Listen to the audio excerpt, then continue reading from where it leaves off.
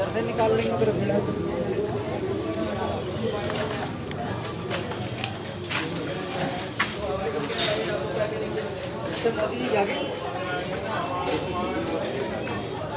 सो चुके हैं। दोस्तों, इस समय खड़ा हूँ मैं बटला हाउस के उस एरिया में जहाँ पर जो है डिमोलिशन के नोटिसेस लगे हैं। तो दोस्तों बताना चाहता हूँ कि बस्तियाँ जो है बसते बसते बसती हैं, एक पूरी उम्र गुजर जाती है शहर में आदमी को घर बनाने में, और उस घर को उजाड़ने में बहुत कम समय लगता है। आज जो बात हो रही है घर को बचाने या बसाने की बात नहीं हो रही है, घर को उजाड़ने की बात हो रही है, और वो भी उन घरों को उजाड़ने की बात हो रही है जो लगभग 40 सालों से बने हुए हैं। कईयों की जो है दूसरी और तीसरी पीढ़ी इन घरों में रह रही है। पहले जो है संगम विहार से डिमोलिशन का ड्राइव शुरू होता है, सरोजनी नगर की मार्केट में भी जो है बुलडोज़र चलते हैं, उसके बाद जो है पालम कॉलोनी में भी बुलडोज़र चलते हैं, उसके बाद अभी जो है ये बताया जाता है कि ये उत्तर प्रदेश सिंचाई विभाग की ज़मीन का दावा किया जा रहा है। मैं ये मान भी लेता हूँ कि ये हो सकता है कि उत्तर प्रदेश सिंचाई विभाग की ये ज़मीन रही हो, और बनते बनते बस्तियाँ इसमें बस गई, और जब ये बस्तियाँ बस रही थी तो सबकी आंखों के सामने जो है बस रही थी। ये कोई घर जो बने हुए हैं ये कागज़ के घर नहीं है, खिलौने नहीं हैं जो रातों रात बन गए हैं। ये एक पूरा मुकम्मल समय लगता है, टाइम लगता है एक घर को बनने में। और पूरे दिल्ली में सभी लोग जानते हैं कि पूरी दिल्ली में किसी भी पार्टी का राज हो, इससे कोई फ़र्क नहीं पड़ता है कि चाहे वो राज कांग्रेस का रहा हो, चाहे वो भाजपा का राज रहा हो। लिंटर माफिया कोई आज से सक्रिय नहीं है। हर एक लिंटर के पैसे होते हैं, एमसीडी उगाही करती है, सबको पता है कि उसमें पुलिस भी जो है इन्वॉल्व होती है। आज हम जहां पर खड़े हैं पूरी गली में जो है सीआरपीएफ के जवान तैनात हैं, दिल्ली पुलिस की पूरी यहां पर जो है तैनाती है, और लोगों में अपने घर को खोने की खलबली है। वो घर जो लोगों ने अपनी गाढ़ी मेहनत खून पसीने की कमाई से बरसों बरस में बनाए हैं, आज उन घरों पर बुलडोज़र चलने का खतरा मंडरा रहा है। और कहीं ऐसा लगता है, मुझे नहीं पता कि सरकार की नीयत क्या है, ऐसा लगता है कि पहले कुछ और कॉलोनियों में जो है कार्रवाई शुरू की, जैसे संगम विहार में करी, पालम में करी, और सरोजनी नगर के मार्केट में जो शेड्स को जो है गिराया गया। तो कहीं ना कहीं ऐसा लगता है कि सरकार ये मैसेज देने का प्रयास कर रही है कि सरकार की नज़र में सभी जो है एक जैसे हैं और वो एक जैसे तरीके से कार्रवाई कर रही है। मगर दोस्तों, जितनी बड़ी आबादी यहाँ पे बटला हाउस में रहती है, और यदि दिल्ली में यदि आप अतिक्रमण और अनऑथराइज्ड यदि कॉलोनियों और घरों की बात करेंगे तो मुझको लगता है 60% दिल्ली टूट जाएगा। मैं भी आज से 25 साल 30 साल पहले जिस कॉलोनी में रहता था वो भी एक अनऑथराइज्ड कॉलोनी ही थी। तो दिल्ली में पूरे अनऑथराइज्ड कॉलोनियों का पूरा जाल जो है बिछा हुआ है, और जब ये घर बनते हैं तो सब अपनी अपनी जेबें गर्म करके चले जाते हैं।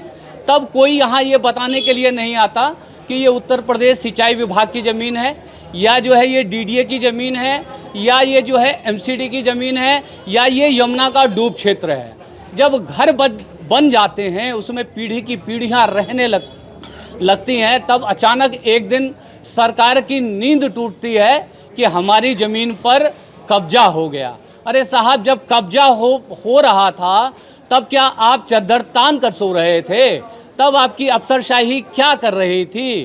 तब आपके जो ये अफसरान जो अपनी जेबें भर भर के यहाँ से चले गए, लोगों के घर बनवा दिए, रिश्वत ले लेकर लोगों के घर बनवा दिए, यदि ये ज़मीन आपकी है तो तब इन जो घरों पर कार्रवाई करने से पहले इस समय में, जितने समय में 10, 20, 30 साल में जो घर बने हैं, उस समय में जो अफसरान यहाँ पे रहे, जिन्होंने यहाँ पे उगाही का खेल खेला, जिन्होंने यहाँ पर हर लेंटर के ऊपर हजारों रुपए की उगाही करी, पहले उन पर कार्रवाई सुनिश्चित करिए। उसके बाद जो है इन मकान के जो मालिक हैं, जो यहाँ पर जिनके रैन बसेरे हैं, जो आज यहाँ पे 30-30 साल 40-40 साल से यहाँ पर रह रहे हैं, उनको जो है आज आप ये कहने आ गए हैं कि ये घर खाली कर दीजिए 15 दिन में, नहीं तो बुलडोजर चल जाएगा। और नोटिस भी दोस्तों ऐसे समय में आता है जिस समय में कोर्ट की छुट्टियां चल रही होती हैं, यानी कोर्ट में भी जो है कोई स्टे लेने में बहुत परेशानियां आएंगी। तो ये कहीं ना कहीं सरकार की नीयत पर सवाल खड़ा करती है कि सरकार को इतना समय तो देना चाहिए कि लोग यहाँ पर कोर्ट में जा कर के अपना पक्ष रख सकें, अपनी बातों को रख सकें।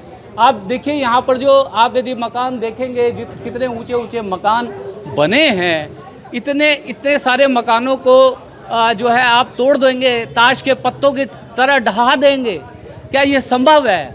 और ऐसे बटला हाउस जैसे दिल्ली में 100-200 जो है कॉलोनी है, तो ये ऐसा लग रहा है कि ये कुछ खास मेहरबानी जो है बटला हाउस के ऊपर हो रही है। और यदि नहीं हो रही है तो सरकार अपना ये पक्ष जो है क्लियर करे, सरकार बताए जी कि उनकी इसके पीछे क्या जो है मंशा है। आप ऐसे समय में नोटिस सर्व करते हैं जिस समय में अदालत की छुट्टी होती है कि पीड़ित पक्ष अपना पक्ष लेकर अदालत भी ना जा सके। तो ये कहीं ना कहीं आपकी मंशा, आपकी नीयत की खोट को दर्शाता है। आप ये घर तोड़ के कुछ और ही मैसेज देना चाहते हैं, मुझे नहीं पता क्या मैसेज देना चाहते हैं। कुछ लोगों से बात करने का प्रयास करेंगे। सर बात करेंगे कुछ? जी करेंगे। तो बताएं सर, ये जो नोटिस चस्पा है यहाँ पे जी, और ये जो कॉलोनी है ये कितने साल से यहाँ बसी हुई है? भाई ये तो 80-90 साल पुरानी कॉलोनी है ये। जी जी जी। और यहाँ की तो 3-3, 4-4 पीढ़ी है यहाँ पर। जी जी जी। और ये 5 पीढ़ी यहाँ गुजर चुकी हों, और अब से पहले कहाँ गए हुए थे ये? जी जी जी। ये तो फुल नुकसान देने वाली चीज़ है ये, और एक तरफा वो हो रहा है ये। कम से कम पहले वो जब मकान बनते हैं जब क्यों नहीं रोकते आन के? जी। ये गलती इनकी है, बनाने वाली कोई गलती नहीं है। ये तो गरीब आदमी को सताया जा रहा है, और सुनवाई की कहीं कोई जगह भी नहीं है। जी जी। सुनने वाला कोई भी नहीं है। कम से कम ये गरीब आदमी पता नहीं अपना क्या क्या बेच के आन के यहाँ अपना मकान बनाते हैं, और हम तिनका जोड़ के यहाँ वो करते हैं, जबकि कोई सफाई नहीं है। गंदगी दिखाइए आप यहाँ की, क्या हाल है गंदगी का। गंदगी दिखाइए क्या हाल है गंदगी का। इसके ऊपर किसी का कोई ख्याल नहीं है, मगर बिल्डिंगों के ऊपर वो है फोकस। कम से कम ये भी देखें कि हम कितनी उस गंदगी में रह रहे हैं, इस गंदगी का भी देखा जाए हमारा। मगर कोई सुनवाई नहीं है, ना कोई झाड़ू वाला है, ना कोई पोंछे वाला, कोई वो नहीं है, और बस गरीबों को सताया जा रहा है। नहीं, आपको क्या लगता है कि ये मतलब किसी खास जो है मकसद से किया जा रहा है इसको? देखो जी, ये तो खास मकसद है, ये तो खास मकसद है, मगर कुछ बातें ऐसी हैं जो नहीं बोली जा सकती। जी, मैं समझता हूँ इन सब जी हाँ। जो है। तो दोस्तों, जैसे कि मैंने आपको बताया कि मकान जब बनते हैं उस समय में आज भी दिल्ली में लेंटर माफिया सक्रिय है। पार्टी, किसी भी पार्टी की सरकार रही हो, हर लेंटर के ऊपर पैसा उगाही किया जाता है, चाहे वो कांग्रेस की सरकार रही हो, चाहे वो बीजेपी की सरकार रही हो, चाहे वाले भी आते हैं, जी जी जी, पुलिस वाले भी आते चाहे हैं, और हमारे मोटरसाइकिल वाले भी आते हैं। हर 3-3, 4-4 बार पुलिस वाले आते हैं और हर लेंटर पे लेके जाते हैं। जब कोई वो नहीं है, कम से कम नहीं है तो बनाना न दे। जी जी जी। भैया सब गरीबों को सताया जा रहा है, ये सताना है ये। जी जी जी। हाँ, कम से कम ये चीज़ नहीं होनी चाहिए। जब बनाया कोई तो पहले तो वो हो, कोई आपका कोई यहाँ आन के बताएं कि भाई ऐसे ऐसे हो रहा है। एकदम आए नोटिस चिपका के चले गए, पता नहीं कितनों को हार्ट अटैक होगा, कितने परेशान होंगे, कितने बीमार होंगे। बहुत सौ में तो ये झटका संभाला भी नहीं जा सकता। जी जी जी जी। मगर इस चीज़ को देखते हुए इस गवर्नमेंट को भी थोड़ा बहुत सोचना चाहिए। 15 साल शीला दीक्षित की गवर्नमेंट रही, 10 साल 11 साल केजरीवाल जी की भी रही, अब ये आने के 2 महीने से ये यहाँ नया शगुफा चल रहा है। उससे पहले भी बीजेपी आई थी, मदन लाल खुराना थे उसके मुख्यमंत्री, जब भी कुछ नहीं था। जी जी जी। मगर अब तो ये नई बीजेपी, ये नई वो हो रही है। इसके लिए कुछ नहीं कहा जा सकता। तो दोस्तों, बताना ये चाहता हूँ कि पिछले 10-12 साल में बुलडोजर का अर्थ बदल गया है, जबकि बुलडोजर जो है निर्माण की प्रक्रिया में अपना योगदान देने वाली एक मशीन है, जिसके जरिए जल्द से जल्द जो है निर्माण कार्य को पूरा करने का काम किया जाता है।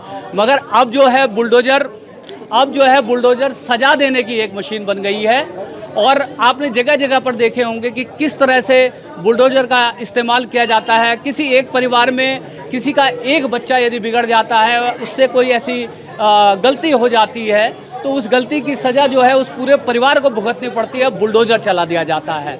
तो बुलडोज़र दोस्तों कभी भी न्याय का प्रतीक नहीं हो सकता। बुलडोज़र निर्माण का प्रतीक है, बनाने का प्रतीक है। मगर आज जो बुलडोज़र का इस्तेमाल जो हो रहा है वो निर्माण के लिए नहीं हो रहा है, वो नेस्तनाबूद करने के लिए हो रहा है, वो डिस्ट्रक्शन करने के लिए हो रहा है, वो लोगों को सताने के लिए हो रहा है, वो लोगों के ऊपर जुल्म ढाने के लिए हो रहा है। तो ये जो बुलडोज़र का जो राज है, इस राज में सरकार को थोड़ा सा जो है सहानुभूतिपूर्वक विचार करना चाहिए कि ये बस्ती जो है यूं ही जो है नहीं बन गई। इसको बसने में बहुत टाइम लगा है। लोगों की 2-2, 3-3 पीढ़ियाँ यहाँ पर रह रही हैं। जिस टाइम ये बन रहा था उस टाइम में इसको रोका नहीं गया। ये कहानी हर दिल्ली के अनऑथराइज्ड कॉलोनी की है। अनऑथराइज है, कहाँ कहाँ तक क्या पेपर देखोगे, किस के देखोगे पेपर। यहाँ के जितने भी हैं सबसे पहले अगर कार्रवाई होनी चाहिए तो उन पुलिस वालों पर होनी चाहिए जिन्होंने लेंटरों पर पैसा खाया है। एक लेंटर के 50-50 हज़ार, 1-1 लाख रुपया खाया है। मैं खुद गवाह हूँ। ट्राइटन हॉस्पिटल में मेरी बेटी थी, वहाँ पे एक रिटायर्ड पुलिस वाला था, वो खुद कह रहा था कि ओखले के अंदर पुलिस वाले आगे बन गए, पैसा कमाया। आज ओखले के अंदर ना पुलिस वाले यहाँ पे ट्रांसफ़र लेते हैं कमाने के लिए। ओखले का वो आलम है। और सबसे पहले कार्रवाई जो होनी चाहिए MCD पर होनी चाहिए। MCD के लोगों ने नहीं खाया क्या? एक लेंटर पे 50-50 हज़ार रुपये, 1-1 लाख रुपये। अगर एक बिल्डिंग के अंदर 5 लेंटर पे गिरे तो सीधा मैं कह रहा हूँ कम से कम 2.5 लाख रुपये गया। और ओखले के अंदर कितनी बिल्डिंग है? जी अनगिनत है। 2.5 लाख रुपये पर बिल्डिंग बता रहा हूँ मैं। और उसके अलावा जब मटेरियल आता था तो पुलिस वाले अलग खाते थे। 2,000 रुपये, 1500 रुपये, 1-1 हज़ार रुपये ट्रक एंट्री के अंदर खाया तो सबने है। और मर कौन रहा है? गरीब आदमी मर रहा है। उसके बाद फिर बिजली विभाग, भाई चलो बिल्डिंगें बन गई, MCD ने बनवा दी। उसके बाद फिर पुलिस वालों ने खानिया। बिजली विभाग ने यहाँ पे बिजली मीटर क्यों इशू कर दिया जब ये अनऑथराइज है? सबसे पहले ये सब सारे वैलिड क्वेश्चन है वो दोस्तों। यहाँ पे पानी का कनेक्शन लगा हुआ है, बिजली का कनेक्शन लगा हुआ है। यदि दुकान है तो उसमें कमर्शियल बिजली जो है लगी हुई है। सब अपनी जेबें गर्म करके चले गए और भुगतने के लिए रह गया वो जिसका घर था। उसके बाद यहाँ के लोगों से इलेक्शन का नाम है वोटिंग करवा के वो तो बन गए तुम नेता। आधार कार्ड क्यों बनवा दिया तुमने? वोट क्यों ले लिए फिर जब यहाँ की अनऑथराइज कॉलोनी है? तो यहाँ के लोग अगर अनऑथराइज हैं तो कैसे ले लिए तुमने ये सब चीज़ें? मुझे तो इसका सवाल का जवाब दे दो भाई। लेकिन नहीं, तुम ऐसे अपने नेता बन गए और सब जाके बैठ गए अपने घर में। अगर कोई भी हालत नेता बनना होता है तो स्कूटर पर चलता है और नेता बनने के बाद फॉर्च्यूनर गाड़ियों में घूमते हैं ओखले के अंदर। किस किस के पास नहीं है? सबने मोटा दबा रखा है। जी। यहाँ तो एक तो बिल्डिंग माफिया साले यहूदी इतने सारे आ गए हैं कि कहीं भी रह रहे यहाँ पर है और बिल्डिंग पे स्टे ले लेंगे जागीनगर की, शाहीन बाग की पे। क्या मतलब बनता है? तो उस पर फिर पैसा कमा रहे हैं। भाई परेशानी बहुत सारी है लेकिन मर गरीब रहा है। तो दोस्तों आप देख रहे हैं कि हर आदमी का दर्द यही है। हर आदमी यही कह रहा है कि हमारे पर जो है हमारी पीठ पे चाबुक चलाने से पहले उन सारे पीठों की पहचान होनी चाहिए जिन्होंने यहाँ से जो है लेंटर का पैसा उगाया है, जिन्होंने यहाँ पर जो इन घरों को यदि ये इलीगल हैं तो बनने दिया है। उनकी नौकरी खाओ, उनसे जो है सारी जो है वसूली करो, उसके बाद पता करो। तो यहाँ पे ट्रांसफर ओखले के अंदर पुलिस, फिर उसके बाद MCD के अंदर फिर कार्रवाई करो, पता तो चल जाएगा। हाँ? कितने साल में बसी है? हाँ भाई, तू था यहाँ का कमिश्नर, तू था यहाँ का MCD ऑफिसर, तुझे तुझ पे कार्रवाई होनी चाहिए। इन पे क्यों हो? जी नहीं होगी किसी पर कार्रवाई। तो यहाँ ओखले वालों पर हो रही है ना। उन MCD पे, कमिश्नर पर कार्रवाई होनी चाहिए। उन पुलिस वालों पर होनी चाहिए जो ओखले के अंदर ट्रांसफर थे, जिन्होंने लेंटरों का पैसा खाया है। जी चलिए, उन पर कोई कार्रवाई नहीं हो रही। देख रहे हैं ये घर बने में, हमारा बचपन था, हम जब से देख रहे हैं सबके घर। ये आज के घर तो है नहीं जो ये तरह बर्बाद कर रहे हैं। ये बताओ। कह रहे हैं कि इलीगल तरीके से बना हुआ है। अरे तो कितने साल पुराना हो गया। हमारा तो बचपन था, हम तो बचपन में यहाँ खेलते थे। हम तो यहाँ पर कितने साल से रह रहे हैं? मुझे होगा करीब, मैं तो बचपन ही गुजारा, मेरे मामू रहते थे, मैं जब से रह रही हूँ। 60-70 साल मैं तो होंगी उस वक्त 10 साल की उम्र मेरी। अब मेरी 50 साल की उम्र हो रही है, जब से रह रही हूँ। अच्छा, इससे पहले कोई नोटिस हो या कोई ऐसा थ्रेट आया हो कि नहीं हम तोड़ेंगे बिल्डिंगों को? या हमने तो कभी सुना नहीं। कभी नहीं सुना? हमने सुना नहीं कभी भी। अचानक हुआ ये? अचानक हुआ, अचानक आप बताइए। मेरी मोदी जी से यह अपील है, या कोई भी है, मोदी जी कोई भी, बस करो, बस करो। इतना जुल्म अच्छा नहीं है, अच्छा नहीं है इतना जुल्म। तो ये मतलब बहुत ज़्यादा हो रहा है जुल्म किया जा रहा है। फिर जुल्म किया जा रहा। किसी घर में बीमार है, कोई बूढ़ा है, कोई कैसा है, कोई किसी की हालत कैसे है, तो इतना जुल्म करना ठीक है? कोई नहीं है कभी भी जुल्म। 15 दिन का समय दिया गया है, कहा जा रहा है कि आपके पास अगर अरे पेपर है इंसान तो कैसे कर पाएगा? 15 दिन होते क्या है ये बता दो। 15 दिन क्या होते हैं? आंखों में तो यूं ही आ जाएंगे 15 दिन। क्या क्या करेगा इंसान? कैसे कैसे करेगा इंसान? बताओ। सब परेशान है, बहुत बुरी हालत चले। मेरा तो दिल ऐसा फटा जा रहा है अंदर से, बिल्कुल ऐसा जैसे फट जाएगा अंदर से दिल। बहुत बुरी हालत हो रही है मुझे तो देख मैं तो बैठी हूँ वैसे उठ के भागी चली आई। सुना मैंने। मतलब हम लोग देखिए, हम लोग जो है हमारी पार्टी है SUCI कम्युनिस्ट पार्टी, पूरी दिल्ली में जहाँ जहाँ भी झुग्गी झोपड़ी जो भी चीज़ मकाने तोड़ा जा रहा है, जो भी एरिया अनऑथराइज के नाम पे जो तोड़ा जा रहा है, कभी DDO का कह के, कभी MCD का कह के, वहाँ पे हमारी पार्टी लगातार आंदोलन कर रही है, आवाज़ उठा रही है। जब लेकिन आंदोलन किया जाएगा, देखिए लड़ाई तो लड़नी है, कोर्ट के जरिए लड़ना है। कोर्ट का ऑर्डर, अपनी बात रखने का भी तो पब्लिक को हक है ना। पब्लिक जो है अपने हक, अपने अधिकार के लिए कोर्ट का दरवाजा खटखटा सकता है ना। तो इस तरीके से तो लड़ ही सकता है, अपनी आवाज़ तो उठाएगा इंसान। लेकिन देखिए ना कितनी दुख की बात है, 1 महीने की छुट्टी भी है। नोटिस जिस टाइम में लगाया 15 दिन का टाइम दिया गया और 1 महीने की छुट्टी भी है। लेकिन फिर भी बहरहाल जो भी होगा, लोग कुछ ना कुछ तो करेंगे ना। एक चिड़िया का घोंसला अगर टूटता है तो वो भी परेशान होती है। लोगों के मकान तो पूरी ज़िंदगी बीत जाती है मकान बनाने में। उस मकान को बचाने के लिए इंसान कुछ ना कुछ तो करेगा।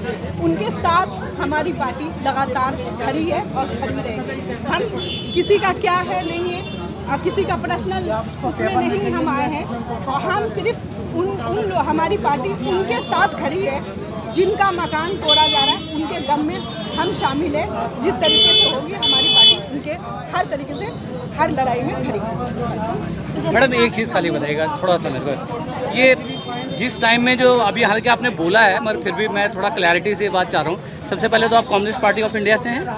हाँ जी।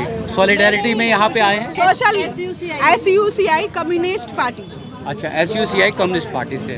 तो यहाँ पे लोगों के साथ सॉलिडेरिटी में खड़ा होने के लिए आप आई हैं? जी जी। उनके दुख को साझा करने के लिए। जी। अभी हालांकि आपने कहा जो इस बात को थोड़ा सा